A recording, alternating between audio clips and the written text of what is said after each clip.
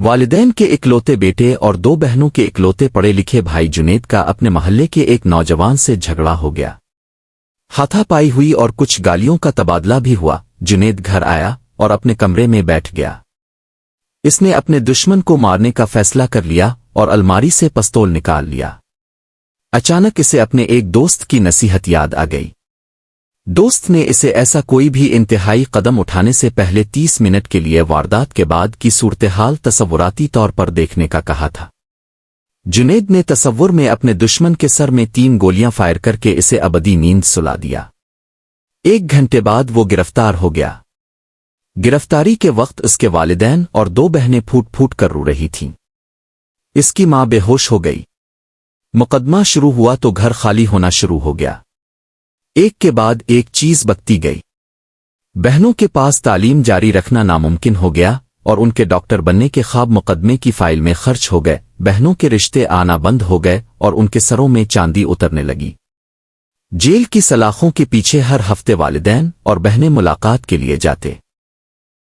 بہنوں کا ایک ہی سوال ہوتا کہ بھیا اب ہمارا کیا ہوگا؟ ہم اپنے بھائی کے بستر پر کسے سلائیں گی؟ ہم بھائی کے ناز کیسے اٹھائیں گی؟ بھائی کے پاس کوئی جواب نہیں ہوتا۔ فیصلے کا دن آیا اور جنید کو سزائے موت ہو گئی۔ سزائے موت کی تاریخ مقرر ہو گئی۔ 25 منٹ گزر چکے تھے اور جنید کے جسم پر لرزہ طاری ہو چکا تھا۔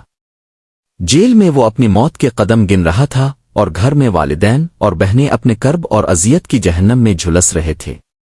جنید کی آنکھوں پر کالی پٹیاں باندھ دی گئیں اور اسے پھانسی گھاٹ کی طرف لے جایا گیا۔ 29 منٹ ہو چکے تھے۔ پھانسی گھاٹ پر پیر رکھتے ہی 30 منٹ پورے ہو گئے۔ جنید پسینہ پسینہ ہو چکا تھا۔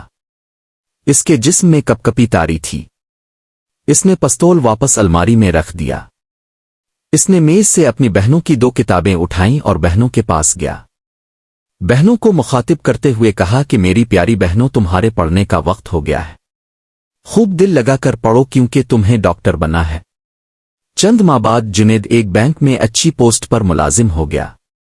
جنید کی دونوں بہنیں ڈاکٹر بن گئیں۔ وہ ایک کامیاب اور بھرپور زندگی گزار رہے ہیں۔ ان 30 منٹ کی تصوراتی واردات اور 30 منٹ کے مقدمے کی کارروائی نے ایک پورے گھر کو اجڑنے سے بچا لیا۔ آپ اپنی زندگی میں یہ 30 منٹ اپنے لیے ضرور بچا کے رکھیے گا۔ یہ 30 منٹ کی تصوراتی اذیت آپ کو زندگی بھر کی اذیت سے بچا لے گی۔